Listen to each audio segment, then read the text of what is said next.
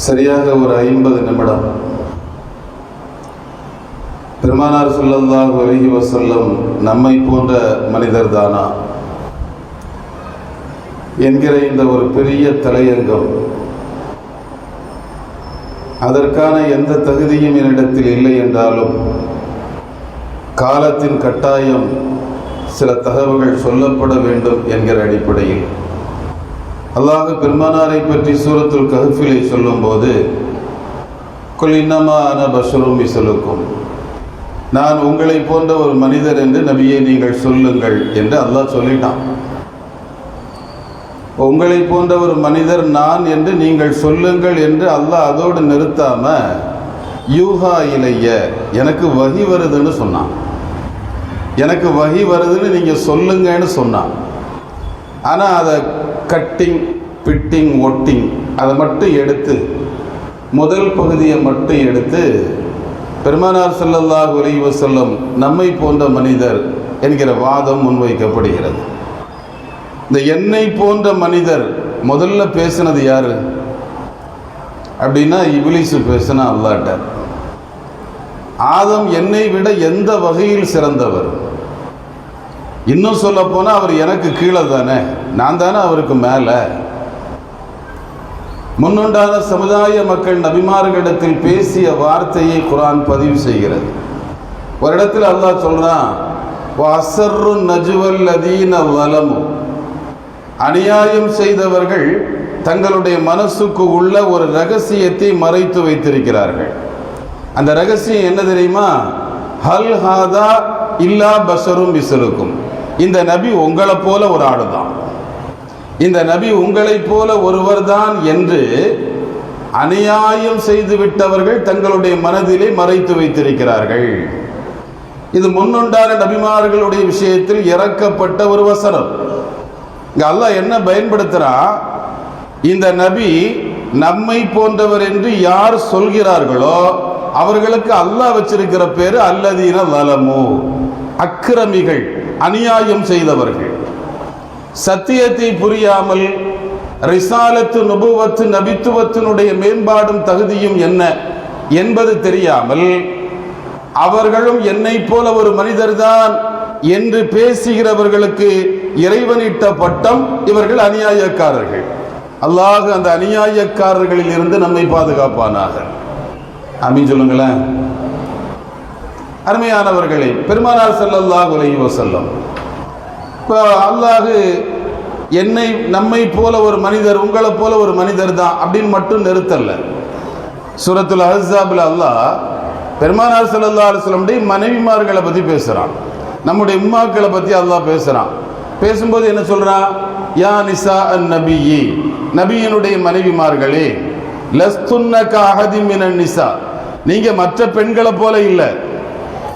நபியினுடைய மனைவிமார்களாகிய நீங்கள் லஸ்துன்ன கஅஹதி மினன் நிசா, ஏனைய பெண்களை போல இல்லை, நீங்க அவங்களை விட மேம்பட்டவங்க, மேன்மையானவங்க. அப்ப நபியினுடைய மனைவிமார்கள் சராசரியான பெண்களை போல இல்லை, அந்த பெண்களை விட உயர்ந்தவர்கள் என்றால் சராசரியான ஆண் வர்க்கத்தை விட, மனித வர்க்கத்தை விட முஹம்மது ஸல்லல்லாஹு அலைஹி வஸல்லம் மேம்பட்டவர்கள் என்கிற செய்தியை அந்த ஆயத்தின் மூலமாக அல்லாஹ் நமக்கு புரிய வைக்கிறான். இந்த ஆயத்தினுடைய ஹாஷியா, தஃப்சீர் ஜலாலியினுடைய ஹாஷியால நம்மால் இதை பார்க்க முடியும். அந்த தகவலை பதிவு பண்ணிட்டு தஃப்சீரை எழுதிக்கிட்டு அந்த ஹாஷியாவில் இப்படி எழுதுறாங்க, வஹுவ தலீலுன் அலா ரிஃபஅத்தி கத்ரிஹின்ன, இந்த பெண்களினுடைய அந்தஸ்து உயர்ந்திருக்குதுங்கிறதுக்கு இது ஆதாரம். இந்த பெண்களுக்கான அந்தஸ்து எதனால உயர்ந்துச்சு? பி பரக்கத்தி சுஹபத்தின் நபியி, நபி ஸல்லல்லாஹு அலைஹி வஸல்லம் தோழமை தொடர்பின் பரக்கத்தினால. அப்ப நபியினுடைய தொடர்பின் பரக்கத்தினால் நபியினுடைய மனைவிமார்கள் எல்லோரை விட மேம்பட்டவர்கள் என்றால் அந்த தொடர்புக்கு காரணமாக இருந்த முஹம்மது ரசூலுல்லாஹ் ஸல்லல்லாஹு அலைஹி வஸல்லம் எத்தனை மேம்பட்டவர்களாக இருக்க வேண்டும் என்பதை இந்த ஆயத்தின் மூலமாக அல்லாஹ் புரிய வைக்கிறான். நம் எல்லோருக்கும் தெரிஞ்ச செய்தி தான், சிஹாஹ் சித்தாவினுடைய 6 கித்தாபுகளிலும் வரக்கூடிய ஒரு செய்தி. பெருமானார் ஸல்லல்லாஹு அலைஹி வஸல்லம் தொடர் நோன்பு வச்சாங்க. அந்த தொடர் நோன்பு வைப்பதை பார்த்த சஹாபிகள் அவங்களும் நோன்பு வச்சாங்க. ஒரு நாள் வெள்ளிக்கிழமை மிம்பர்ல ரசூலுல்லாஹ் நிற்கிறாங்க. குத்துபா செய்கிற போது முன்னாலே இருந்த சஹாபிகள் ரொம்ப சோர்வா உட்கார்ந்து இருக்கிறாங்க. அவங்களுடைய முகமெல்லாம் மஞ்சளிச்சிருச்சு. அதை பார்த்த பெருமானார் ஸல்லல்லாஹு அலைஹி வஸல்லம் கேட்டாங்க, தோழர்களே ஏன் சோர்வா இருக்கிறீங்கன்னு கேட்டாங்க. தோழர்கள் சொன்னாங்க, நஹ்னு வாசிலு, நாங்க தொடர் நோன்பு வச்சுட்டு இருக்கிறோம் அப்படின்னாங்க. பெருமானார் சொன்னாங்க, லா துவாசிலு, நீங்க தொடர் நோன்பு எல்லாம் வைக்க கூடாது, யாரும் தொடர் நோன்பு எல்லாம் வைக்க கூடாதுன்னாங்க. அங்க இருந்த ஒரு சஹாபி எழும்பி கேட்டாங்க, இன்னக்கத்து வாசிலு யா ரசூலல்லாஹ், நீங்க தொடர் நோன்பு வைக்கிறீங்கல்ல, அப்ப நீங்க சௌமை விசால் வைக்கும் போது நாங்களும் வைக்கத்தானே செய்யணும், அதனால என்ன தப்பு இருக்குது, நாங்க வைத்தால் என்ன என்று கேட்கிற போது பெருமானார் ஸல்லல்லாஹு அலைஹி வஸல்லம் சொல்கிறார்கள், புகாரி இமாமினுடைய அறிவிப்பு, புகாரி ஷரீஃபில் இந்த ஹதீஸ் வருகிற போது பெருமானார் ஸல்லல்லாஹு அலைஹி வஸல்லம் அந்த சஹாபிகளை பார்த்து சொல்றாங்க, லஸ்து க அஹதி மின்கும், உங்கள யார் மாதிரி நான் இல்லை, நான் சௌமை விசால் வச்சா நீங்களும் வைக்கிறதா சொல்றீங்கல்ல, உங்கள யார் மாதிரி நான் இல்லை. அல்லாஹ் சொல்றான், நபியே உங்களை மாதிரி தான் நான், நீங்க சொல்லுங்கன்னு அல்லாஹ் சொல்றதாக குர்ஆன் சொல்லுது. ஆனால் பெருமானார் தன்னை இந்த உம்மத்திற்கு அறிமுகப்படுத்துகிற போது சொல்கிறார்கள், லஸ்து க அஹதி மின்கும், உங்கள யார் மாதிரி நான் இல்லை. அதே ஹதீஸ் இப்னு உமர் ரலியல்லாஹு அன்ஹு, சையதுனா அபூ ஸஈத் அல் குத்ரி ரலியல்லாஹு அன்ஹு, இந்த ரெண்டு சஹாபிகள் மூலமாக வருது, புகாரில வருது, இன்னி லஸ்து க ஹையத்திக்கும், உங்கள யாருடைய அமைப்பிலும் நான் இல்லை, எந்த வகையிலும் உங்களுக்கு நான் ஒப்பாக மாட்டேன். மேல உங்கள யார் மாதிரியும் இல்லை, இங்க லஸ்து க ஹையத்தி அஹதிக்கும், உங்கள யாருடைய அமைப்பிலையும் நாம் இல்லை. அபூ ஹுரைரா ரலியல்லாஹு அன்ஹு ரிவாயத் வருது முஸ்லிம் ஷரீஃப்ல, பெருமானார் ஸல்லல்லாஹு அலைஹி வஸல்லம் கேக்குறாங்க, ஐயுக்கும் மிஸ்லி, உங்கள யார் என்ன மாதிரி சொல்லுங்க பாப்போம், உங்கள யார் என்ன மாதிரி, உங்கள யாரும் என்ன மாதிரி இல்லைன்னு அர்த்தம். அப்ப நமக்கு என்ன விளங்குது, பெருமானார் ஸல்லல்லாஹு அலைஹி வஸல்லம் மூணு வகையான வார்த்தைகளை பயன்படுத்துறாங்க, லஸ்து க அஹதி மின்கும், லஸ்து க ஹையத்திக்கும், ஐயுக்கும் மிஸ்லி, மூணு வார்த்தையுமே சொல்லுது உங்கள யாரும் என்ன மாதிரி இல்லை. அங்க இருந்த சஹாபிகள் யாராவது ஒருவர் என்ன கேட்டிருக்கணும், யா ரசூலல்லாஹ் நீங்க எங்களை மாதிரி இல்லைன்னு சொல்றீங்க, ஆனா அல்லாஹ் நீங்க எங்களை மாதிரி தானே சொல்றான், இப்ப அல்லாஹ் சொல்றதை பின்பற்றதா நீங்க சொல்றதை பின்பற்றதா, ஏன்னா உங்க சொல்லு ஆயத்துக்கு மாத்தமா இருக்கிற மாதிரி தெரியுது அப்படின்னு கேட்டிருக்கணும். ஆனா யாருமே கேட்கல. ஏன் கேட்கல? குர்ஆனுடைய போங்கு எல்லோருக்கும் தெரியும், சஹாபிகளுக்கு குர்ஆனுடைய போங்கு தெரியும். ஒரு அதிசயமான காலம் முஹம்மது ரசூலுல்லாஹ்வுடைய காலம். பெருமானார் ஸல்லல்லாஹு அலைஹி வஸல்லமுடைய நபித்துவம் வெளிப்பட்ட போது 40 வயதை எட்டி பிடித்த எம்பிரானுக்கு ஜிப்ரீல் கட்டி அணைத்து வஹியை அறிமுகப்படுத்தி விட்டு செல்கிறார். சென்ற பொழுதிலிருந்து எம்பிரான் சுண்டு விரலை தூக்கி வானத்தை பார்த்து நீட்டினால் சந்திரன் இரண்டாக பிளக்கிறது, வானம் மழையை கொட்டுகிறது, நடந்தால் நிழல் இல்லை, ஈ மேனியிலே அமருவதில்லை, அதிசயங்கள் அற்புதங்கள் அனைத்தும் மொத்தமாய் முஹம்மது ரசூலிடத்தில் வெளிப்படுவதை பார்த்த ஒரு சில சராசரியான மூமின்கள், இவங்க மனுஷன் தானா, உண்மையில மனுஷனா இருந்தா இப்படி எல்லாமா செய்ய முடியும், அது எப்படி, என்ன மாதிரி ஒரு மனிதராய் இருந்தா இவங்களால எப்படி இப்படி எல்லாம் செய்ய முடியும்? அப்படி என்றால் ஒரு கால் ஈசா நபியை அவர்கள் கடவுள் என்றும் கடவுளின் பிள்ளை என்றும் மூன்றாம் கடவுள் என்றும் சொன்னது போல இந்த உம்மத்தில் யாராவது முகமது நபியை அல்லாஹுவின் பிள்ளை என்று சொல்லிவிடுவார்களோ என்கிற காரணத்தால் உம்மத்தினுடைய ஈமானை பாதுகாப்பதற்காக அல்லாஹ் வசனத்தை இறக்குனா, நபியை நீங்க அந்த மக்கள்கிட்ட சொல்லுங்க, நான் மனுஷன் தான்பா, நான் மனுஷன்தான், ஈசா நபியை மாதிரி என்ன சொல்லிடாதீங்க, கடவுளினுடைய ஸ்தானத்துக்கு உயர்த்திடாதீங்க, கடவுளினுடைய அவதாரமாக என்ன நினைச்சிடாதீங்க, பிள்ளைன்னு சொல்லிடாதீங்க, அப்படியெல்லாம் சொல்லாம நான் மனுஷன்தான், ஆனா யூஹா இலைய எனக்கு வஹி வருது, அவ்வளவுதான். அந்த வஹியின் மூலமாக இறைவனுடைய நெருக்கத்தின் மூலமாக உங்களில் யாரை போல இல்லாமலும் ஒரு தூய்மையான வாழ்க்கையை ரப்புல் ஆலமீன் எனக்கு நசீபாக்கி இருக்கிறான் என்கிறார்கள் பெருமானார் ஸல்லல்லாஹு அலைஹி வஸல்லம். ஹிஜ்ரத்தினுடைய நேரம் ஹஜ்ரத் அபூ அய்யூப் அல் அன்சாரி ரலியல்லாஹு அன்ஹு வீட்டில் தங்கி இருக்கிறாங்க. இந்த ஹதீஸ் திர்மிதிலையும் இப்னு ஹிப்பான்லையும் வருது. திர்மிதியில சுருக்கமா இருக்கு, இப்னு ஹிப்பான்ல விவரமா இருக்கு. அபூ அய்யூப் அல் அன்சாரி ரலியல்லாஹு அன்ஹு வீட்டில் தங்கி இருக்கும் போது ஹஜ்ரத் உம்மு அய்யூபுல் அன்சாரி ரலியல்லாஹு அன்ஹா, அபு அய்யூபுல் அன்சாரி ரலியல்லாஹு அவருடைய மனைவி நபி ஸல்லல்லாஹு அலைஹி வஸல்லமுக்கு உணவுகளை சமைச்சாங்க. அப்படி உணவு சமைக்கும் போது ஒரு நாள் ஒரு கீரை ஒன்று சமைச்சாங்க. அந்த கீரையை சமைச்சு நபியினுடைய தர்பாருக்கு கொடுத்து விட்டாங்க. அந்த கீரையில கையை விட்டு கிளறிய நபி அவர்கள் அதை அப்படி எடுத்து வச்சுட்டு சஹாபிகிட்ட நீங்க சாப்பிடுங்கன்ட்டாங்க. நீங்க சாப்பிடுங்க, ஏன்னா அதுல பூண்டும் வெங்காயமும் இருக்கு. அந்த ரெண்டும் இருந்ததுனால சஹாபிகள்கிட்ட கொடுத்து நீங்க சாப்பிடுங்கன்னு சொன்னாங்க. சாப்பிட்டுட்டு சொன்னாங்க, நான் உங்கள யார் மாதிரியும் இல்லை, நீங்க சாப்பிட்றதெல்லாம் என்னால சாப்பிட முடியாது. நீங்க எப்ப வேணாலும் சாப்பிடுவீங்க, என்ன வேணாலும் சாப்பிடுவீங்க, என்னால அப்படியெல்லாம் சாப்பிட முடியாது. ஏன்னா இன்னி அகாஃபான் ஊதிய சாஹிபி, ஜிப்ரீலுக்கு நோவினை வருமோ என்கிற பயம் எனக்கு இருக்கு.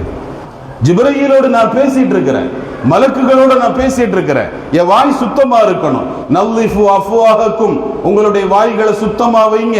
ஃபைன்னஹா துர்குல் வஹி, அது வஹியினுடைய பாதைகள். மலக்குகள் இல்ஹாம் என்கிற செய்திகளை இதயத்திற்குள் இறக்குவதற்கு பயன்படுகிற பாதைகள் வாய்கள். எனவே வாய்களை சுத்தமாக வையுங்கள் என்றார்கள் பெருமானார் ஸல்லல்லாஹு அலைஹி வஸல்லம். அதனால என்னுடைய தோழர் ஜிப்ரீலுக்கு ஏதாவது நோவினை வருமோ என்கிற அச்சம் எனக்கு இருக்குது, அதனால் நீங்க சாப்பிடுங்கன்னு சொன்ன பெருமான் இங்க பயன்படுத்தின வார்த்தை லஸ்துக அஹதி மின்கும், உங்களை யார் மாதிரியும் நான் இல்லை. இது திருமிதி இப்னு ஹிப்பானுடைய ரிவாயத். ஹஜ்ரத் அப்துல்லா இப்னு அம்ர் ரலியல்லாஹு அன்ஹு சொல்கிறார்கள், அபூதாவுதுல வருது, நான் பெருமானார் ஸல்லல்லாஹு அலைஹி வஸல்லம் கிட்ட வந்தேன். அப்படி வரும்போது ரசூலுல்லாஹ் உட்கார்ந்து நஃபில் தொழுதுட்டு இருந்தாங்க. அப்படி உட்கார்ந்து நஃபில் தொழுறதை பார்த்த உடனே நான் வந்து, யா ரசூலல்லாஹ், நீங்க ஒரு ஹதீஸ் சொன்னதாக நான் கேள்விப்பட்டேன், நின்று தொழுறவருடைய நன்மையில பாதிதான் உட்கார்ந்து தொழுறவருக்கு கிடைக்கும்னு நீங்க சொன்னதாக ஒரு ஹதீஸை நான் கேள்விப்பட்டேன். ஆனா அந்த துசல்லி ஜாலிசா, நீங்க உட்கார்ந்து தொழுறீங்களே, என் நன்மைகள் அதிகம் ஆசைப்படுறது நீங்க தான். ஆனா அப்படி ஆசைப்படுற நீங்க நின்று தொழுறவருடைய நன்மையில பாதிதான் உட்கார்ந்து தொழுறவருக்கு கிடைக்கும்னு சொல்லி இருக்கிறீங்க, ஆனா நீங்க உட்கார்ந்து தொழுறீங்களே அப்படின்னு கேட்ட உடனே ரசூலுல்லாஹ் பயன்படுத்தின வார்த்தை அஜல், ஆமா சொன்னந்தான். இப்ப அதுக்கு என்ன பண்ண சொல்ற? நான் சொன்னந்தான், நின்று தொழுதா கிடைக்கிற நன்மையில பாதி உட்கார்ந்து தொழுறவருக்கு பாதி தான் கிடைக்கும். அதை நான் சொல்லலன்னு சொல்லலையே, நான் சொன்னந்தான் தா. ஆனா வலாக்கின்னி லஸ்துக அஹதி மின்கும், நான் உங்கள யார் மாதிரியும் இல்லையே. இந்த சட்டம் உட்கார்ந்து நின்று தொழுதா அவருடைய நன்மையில பாதி கிடைக்கும்ங்கிறது உங்களுக்கு தான் தா. அல்லாஹ்வுடைய மாரிஃபத் என்கிற ஞானத்திலும் முஷாஹதாவிலும் முராக்கபாவிலும் முழு நேரமும் பயன்பட்டு கொண்டிருக்கிற ஈடுபட்டு கொண்டிருக்கிற என்னை பொறுத்தவரையில் இருத்தல் படுத்தல் நிற்குதல் அனைத்தும் சமமான நிலைகள். எனக்குள்ளே வித்தியாசங்கள் இல்லை. படுத்தாலும் இருந்தாலும் எப்படி எந்த சூழ்நிலையில் இருந்தாலும் அல்லாஹ்வுடைய ஞானம் என் இதயத்திற்கு உள்ளே இருப்பதால், அல்லாஹ்வுடைய சிந்தனை எனக்குள்ளால் இருப்பதால் நிலையிலும் இருத்தலிலும் எனக்கு வித்தியாசம் இல்லை. நான் உங்களை மாதிரி ஆளும் இல்லை. இது அபூதாவுதுனுடைய ரிவாயத். இப்படி பல இடங்களில் சஹாபிகளிடத்தில் திறந்து பேசுகிறார்கள், உங்களை யார் மாதிரியும் நான் இல்லை, எல்லாவற்றையும் மேம்பட்டு நிற்கக்கூடியவன் நான். அருமையானவர்களே, குர்ஆனுடைய ஒரு ஆயத்து, நாம் எல்லோரும் எப்போதும் கேட்கிற ஆயத்து, லவ் அன்ஸல்னா ஹாதல் குர்ஆன அலா ஜபலின், இந்த அல் குர்ஆன ஒரு மலையின் மீது நாம் இறக்கி இருந்தால் அந்த மலை சுக்கு நூறாக வெடித்து சிதறியிருக்கும் என்று பேசுகிற அந்த வசனம் ஓதப்படுகிற போதெல்லாம் நாம் நினைக்க வேண்டிய செய்தி என்ன தெரியுமா? மாமலையும் தாங்க முடியா மன்னவனின் மாமரையை தன் இதயத்தில் ஏந்தி பிடித்த பெருமான் எத்தனை மாண்பாளர்களாக இருக்க வேண்டும். ஒரு மலையால் கூட வஹியை தாங்க முடியாது என்று அல்லாஹ் சொல்கிறான். அப்படி என்றால் அந்த வஹியை சாதாரணமாக தாங்கி இந்த உம்மத்திற்கு கொண்டு வந்த பெருமானார் ஸல்லல்லாஹு அலைஹி வஸல்லம் கண்டிப்பாக உம்மத்தில் யார் போலவும் இல்லாமல் அல்லாஹ்வுடைய அருள் கொண்டு எல்லாவற்றிலும் மேம்பட்டு இருக்கக்கூடிய ஒரு வாழ்க்கைக்கு சொந்தக்காரர் என்பதை நாம் புரிந்து கொள்ள வேண்டும். இமாம் புகாரி ஒரு ஹதீஸை இப்படி பதிவு பண்றாங்க, பெருமானார் ஸல்லல்லாஹு அலைஹி வஸல்லம் தொழுகைக்காக வந்து நின்றார்கள். தக்பீருக்கு நெருக்கமான சூழல். இகாமத்து சொல்லப்பட்ட பின்பு தக்பீருக்காக கையை உயர்த்தினார்கள். கையை உயர்த்திய பெருமானார் பட்டென்று கையை கீழே போட்டுவிட்டு எங்களை பார்த்து திரும்பினார்கள். திரும்பிட்டு சொன்னாங்க, தோழர்களே, அகீமு சுஃபூஃபக்கும், சஃப்புகளை சரி பண்ணுங்க. வஅத்திம்மு ருக்கூஅக்கும் வசுஜூதக்கும், உங்களுடைய ருக்கூவையும் சுஜூதையும் பரிபூர்ணமாக செய்யுங்கள், சரியாக செய்யுங்கள் அப்படின்னு சொல்லிட்டு அடுத்து நான் யார் என்பதை சொல்கிறார்கள். இன்னி அராக்கும், நான் உங்களை பார்க்கிறேன். மின் வராயி லஹிரி, என் முதுகுக்கு பின்னால் இருந்தும் உங்களை பார்க்கிறேன். கமா அராக்கும் மின் கபிலி, நான் முன்னால பார்க்கிற மாதிரி பின்னாலும் பார்க்கிறேன் என்கிறார்கள். எனக்கு முன்பின் வித்தியாசம் இல்லை என்கிறார்கள். என் பார்வைக்கு திரைகள் இல்லை என்கிறார்கள். என் பார்வையை பொறுத்தவரையில் திசைகளற்ற பார்வை என்கிறார்கள். அல்லாஹ்வினுடைய வல்லமையை கொண்டு நான் சொல்கிறேன், உங்களுக்கு முன்னால் இருப்பதை பார்ப்பது போல் எனக்கு பின்னால் உள்ளதையும் நான் பார்க்கிறேன். முன்னால உள்ளதை ஒழுங்கா தெரிய மாட்டேங்குது. இப்போ முன்னால உள்ளது கூட தூர பார்வை, கிட்ட பார்வை, அந்த பார்வை, இந்த பார்வை, 5 மணிக்கு மேல பார்வை இல்லை. இவ்வளவு வித்தியாசமான பார்வைகளை கொண்டிருக்கிற ஒரு மனிதர் 63 வயதை எட்டி பிடித்த பின்பும் சத்தியமாக ஓங்கி ஒலித்து சொல்கிறார்கள், எனக்கு முன்னால உள்ளது மாதிரி பின்னால உள்ளதும் தெரியுதுங்கிறார்களே. அப்படி என்றால் அந்த பெருமான் இந்த மனிதரோடு எப்படி ஒப்பாக முடியும்? வேற ஒண்ணும் இல்லைங்க, ஒரு சின்ன வித்தியாசம் தான். சைத்தான் சில சூழ்ச்சிகள் செய்வான். சைத்தானுடைய சூழ்ச்சிகள் சில நேரங்களில் கொஞ்சம் வித்தியாசமா இருக்கும், கேட்கறது கொஞ்சம் நல்லாவும் இருக்கும். நான் அவர் மாதிரி, அவர் என்ன மாதிரி, என்ன வித்தியாசம் இருக்கு சொல்லுங்களேன்? ஏதாவது வித்தியாசம் இருக்கா? நான் அவர் மாதிரி, அவர் என்ன மாதிரி, ரெண்டும் ஒன்று தான். இப்போ என்ன நினைக்கணும், பெருமானார் ஸல்லல்லாஹு அலைஹி வஸல்லம் ரசூல், நான் ரசூலுல்லாஹ் மாதிரின்னு சொன்னா இந்த உம்மத்து செருப்பால் அடிக்கும். அதனால சுதாகரிச்சுக்கிட்டு என்ன பண்ணிட்டான், நபியினுடைய அந்தஸ்துக்கு ஏற முடியாத இவன் நபியை தன்னுடைய அந்தஸ்துக்கு இறக்கிட்டான், அவ்வளவுதான். அப்ப நான் நபி மாதிரின்னு சொன்னா இந்த உம்மத்து ஏற்காது. அதனால நபி ஸல்லல்லாஹு அலைஹி வஸல்லம் என்ன மாதிரி, நபி ஸல்லல்லாஹு அலைஹி வஸல்லம் நம்மள மாதிரி அப்படின்னு சொல்ற ஒரு டயலாக்குக்கு அல் குர்ஆனுடைய வசனத்தை ஆதாரணமாக எடுத்து காட்டுகிறார்கள். அருமையானவர்களே, பெருமானார் ஸல்லல்லாஹு அலைஹி வஸல்லமுடைய பார்வை, வரலாறு நடிகிலும் செய்திகள் ஏராளம் உண்டு. பெருமானாருடைய பார்வை எப்படிப்பட்ட பார்வை? ஒரு ஸ்கேன் மிஷின், ஒரு ஸ்கேன் ரிப்போர்ட், ஒரு ஸ்கேன் பண்றாங்க, ஹார்ட்டுக்குள்ள என்ன இருக்குது அப்படிங்கிறத பார்க்கறதுக்காக ஒரு மிஷின் இருக்கு. அதுக்கு உள்ள ஒரு பார்த்து படம் எடுத்து ஒரு ரிப்போர்ட் வரும், அவ்வளவுதான். ஆனா அதுக்கு மேல என்ன செய்யணும், அது டாக்டர் பார்த்துக்குவார், அவ்வளவுதான். ஆனால் பெருமானாருடைய பார்வை இருக்குத, உள்ளார்ந்து பார்க்கும், பார்த்த பின்னால் அது சொல்லும், இது மௌத்து வரை என்னென்ன செய்யும்னு சொல்லும். இமாம் பைஹக்கி தன்னுடைய தலாயிலுன் நுபுவால பதிவு பண்றாங்க. ஒரு லுஹர் தொழுகைக்கு பின்னால ஒரு உம்மா ஒரு பிள்ளைய கையில தூக்கிட்டு வந்தாங்க. அந்த குழந்தையால் நடக்க முடியாது, பிறவியிலேயே கால் ஊனமான குழந்தை, மூளை வளர்ச்சி இல்லை. அந்த குழந்தை இப்படி தூக்கிட்டே வந்தாங்க. வந்து நபி ஸல்லல்லாஹு அலைஹி வஸல்லம் முன்னால் அந்த பிள்ளைய வச்சாங்க. வச்சுட்டு சொன்னாங்க, யா ரசூலல்லாஹ், ஹாதா அலாமா தரா முது உலித, பிறந்ததுல இருந்து இந்த பிள்ளை இப்படித்தான் இருக்கு, பேச்சும் இல்லை, ஒன்றும் இல்லை. ஆனா வருஷம் ஓடிண்டே இருக்குது, பிள்ளை இப்படியே தான் இருக்குது. தன்னுடைய தேவைகளை அதால சுயமா செய்ய முடியல. யா ரசூலல்லாஹ், நான் பெத்தவர், மனம் விட்டு சொல்றேன், ஃபதுல்லாஹ அன் யுமீத்தஹு, இந்த பிள்ளை மௌத்தா போறதுக்கு நீங்க துஆ செய்யுங்க. இந்த பிள்ளை மௌத்தா போட்டும், அது இருந்து படுற கஷ்டத்தை விட இறக்குறது மேல. ஏன்னா நான் தாய், நான் இருக்கிறவரை இந்த பிள்ளையை பார்த்துக்குவேன். நான் மௌத்தா போயிட்டா இந்த பிள்ளையை நினைக்கும் போதெல்லாம் சங்கடமா இருக்குது. இந்த குழந்தை மௌத்தா போறதுக்கு துஆ செய்யுங்க யா ரசூலல்லாஹ்னாங்க. சபை ஸ்தம்பிச்சு போய் நிற்கிது. பெருமானார் ஸல்லல்லாஹு அலைஹி வஸல்லம் குழந்தையை பார்த்தாங்க. பார்த்துட்டு, அம்மா நான் ஒரு துஆ செய்கிறேன், அந்த துஆவின் மூலமா அல்லாஹ் அந்த பிள்ளைக்கு ஆஃபியத்தை தருவான், ஆரோக்கியத்தை தருவான். அந்த ஆரோக்கியத்துக்கு பின்னால இந்த குழந்தை ஒரு யுத்த களத்தில் ஷஹீதா மாறும். அந்த பாக்கியம் கொண்டு நீயும் இப்பிள்ளையும் சொர்க்கம் செல்வீர்கள். அப்படி ஒரு துஆ செய்யவான்னு கேட்டாங்க. யா ரசூலல்லாஹ், செய்யுங்க யா ரசூலல்லாஹ். கருணை கொலைக்கு அனுமதி கேட்டு வர்றாங்க. என் புள்ள மௌத்தா போட்டும் அதுக்கு நீங்க துவா செய்யுங்கன்னு கேட்டு வந்த உம்மா.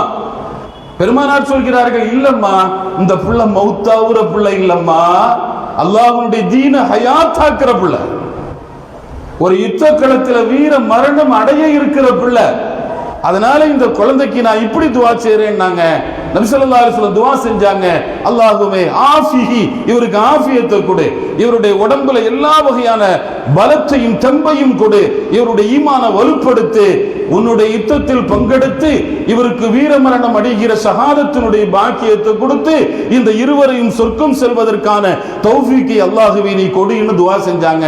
வரலாறு சொல்கிறது, யமாமா யுத்த களத்தில் அந்த சஹாபி ஷஹீதாக்கப்படுறாங்க.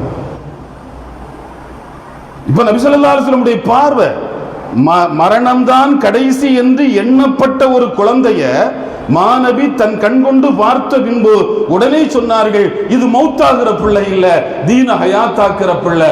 நபியினுடைய பார்வை அவ்வளவு அற்புதமான பார்வை, எல்லாவற்றையும் துளைத்து பார்க்கிற பார்வை. அந்த பார்வை அந்த எந்த பொருளை பார்க்கிறதோ அதனுடைய மாக்கபுலையும் மாபதையும் அதற்கு முன்னுண்டான நிலையையும் அதற்கு பின்னுண்டான நிலைகளையும் பட்டியலிட்டு சொல்கிற ஒரு பாக்கியம் பெற்ற கண்ணாக அல்லாஹ் நபி ஸல்லல்லாஹு அலைஹி வஸல்லம் கண்ணை படைச்சான். ஒரு யுத்த களத்தில் இருந்து வர்றாங்க, பள்ளிவாசல்ல உட்கார்றாங்க. ஒரு 2-3 நாளுக்கு பின்னால கேட்டாங்க, தோழர்களே, நான் ஊர்ல இருக்கும்போது ஒரு வயசான அம்மா வந்து பள்ளிவாசல கூட்டுமே, உம்மு முஹிஜன் வந்து பள்ளிவாசல கூட்டுவாங்கள, இப்ப 2-3 நாளா வரலையே, என்ன ஆச்சுன்னு கேட்டாங்க.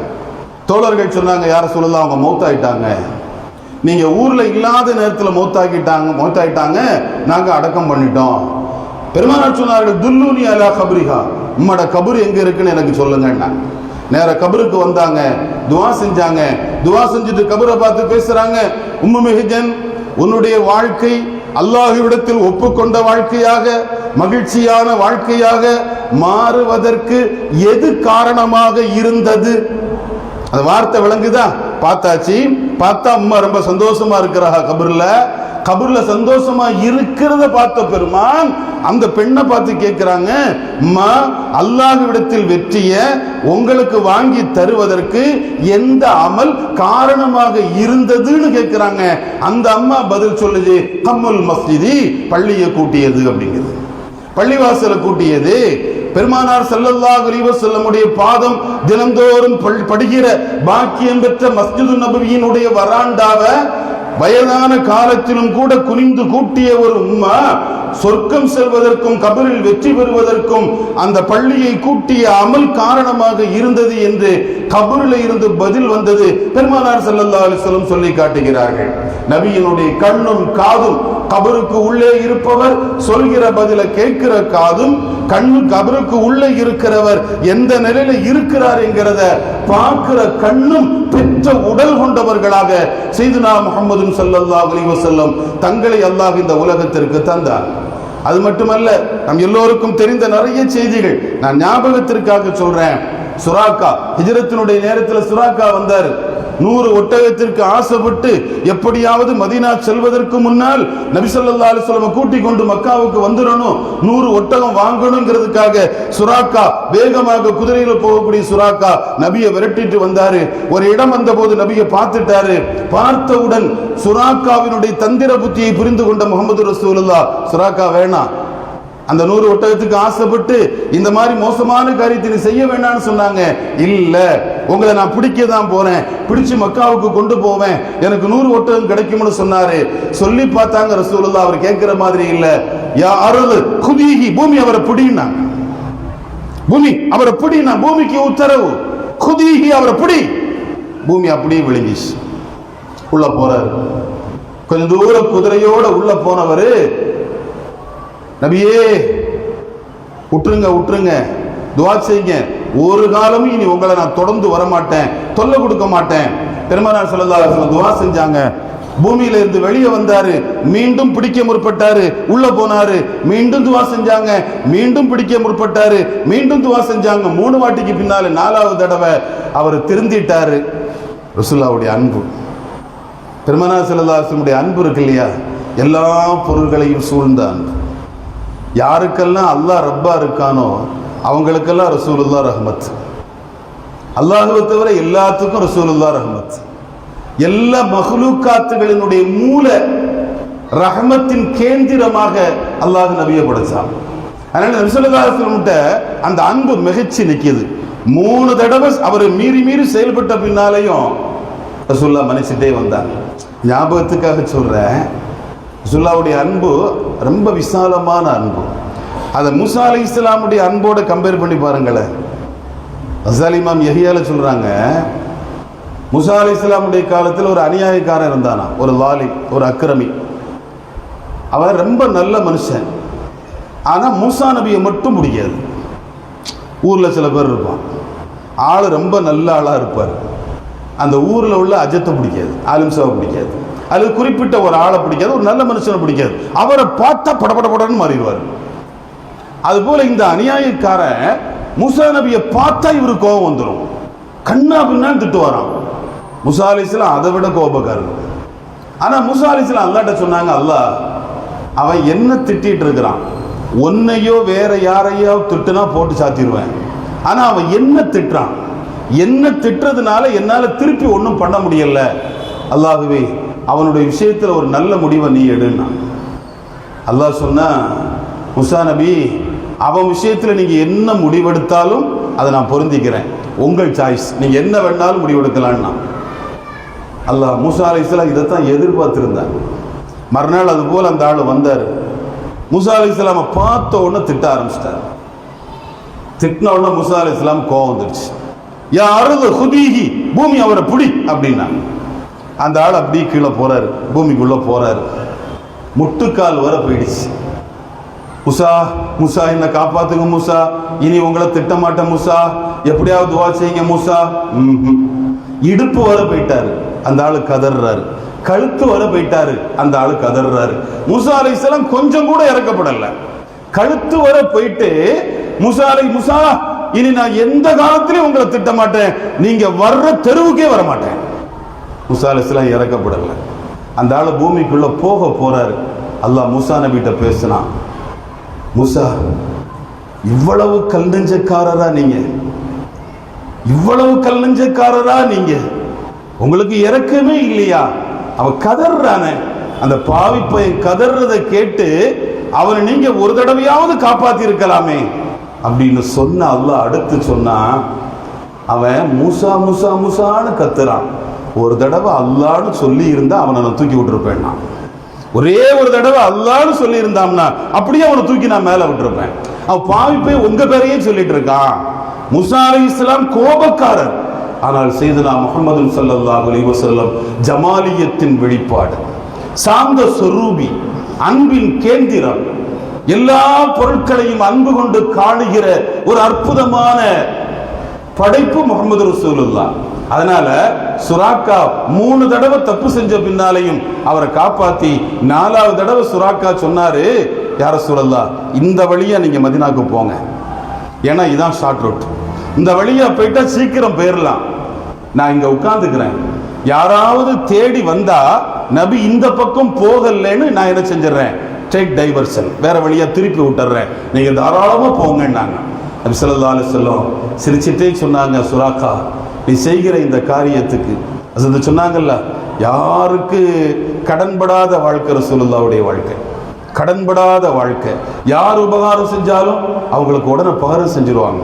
உடனே ரசூலுல்லாஹ் சொன்னாங்க, சுராக்கா நீ செய்த இந்த காரியத்திற்கு ஒரு காலகட்டத்தில் பாரசீக மன்னன் அணிகிற தங்க கடகம் உன்னுடைய கைகளுக்கு அணிவிக்கப்படும் என்றார்கள். அந்த தங்க கடகம் உன்னுடைய கைகளுக்கு அணிவிக்கப்படும் என்றார்கள். ஒரு காலகட்டம் வந்தது, சையதுனா உமர் ரலியல்லாஹு அன்ஹுடைய ஆட்சி. சுராக்கா ரொம்ப வயசாயிடுச்சு, கண்ணினுடைய இமையெல்லாம் வெளுத்து போய் முடி தொங்குது, கண்ணை மறைக்கிற அளவுக்கு கண்முடி வளர்ந்து கிடக்குது.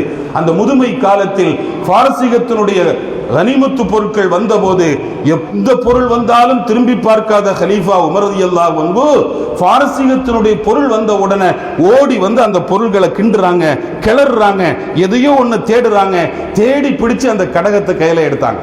தங்க கடகத்தை கையில எடுத்து சுராக்கா எங்கேன்னு கூப்பிட்டாங்க. சுராக்கா அழைத்து வரப்பட்டாங்க. சுராக்காவினுடைய கைக்கு அந்த தங்க கடகம் அணிவிக்கப்பட்டது. பெருமானார் ஸல்லல்லாஹு அலைஹி வஸல்லம் சொல்லி உமர் ரலியல்லாஹுனுடைய ஆட்சி வந்த ஏறத்தாழ ஒரு 20க்கும் மேற்பட்ட ஆண்டுகள். இந்த 20க்கும் மேற்பட்ட ஆண்டுகளுக்கு பின்னால் நபி சொன்ன காரியம் நடந்தது என்பது அதிசயம் அல்ல. அங்க இருந்த எந்த ஒரு சஹாபியும் யா ரசூலல்லாஹ் தங்க அணியிறது ஆம்பளைக்கு ஹராம் இல்ல, நீங்க என்ன சுராக்கா கையில காப்பு மாட்ட சொல்றீங்களே, யாரும் கேட்கல. அல்லாஹ் சில அதிகாரத்தை நபியினுடைய கையிலே தந்து மகிழ்ந்தார். அது பஷாரத், இன்ப செய்தி, சமூகத்திற்கான சுப செய்தி. அந்த சுப செய்தியினுடைய வெளிப்பாடு நபியினுடைய நாவிலிருந்து அப்படி வெளிப்பட்டது. சுராக்காவினுடைய கைகளுக்கு தங்க காப்பு அணிவிக்கப்பட்டது.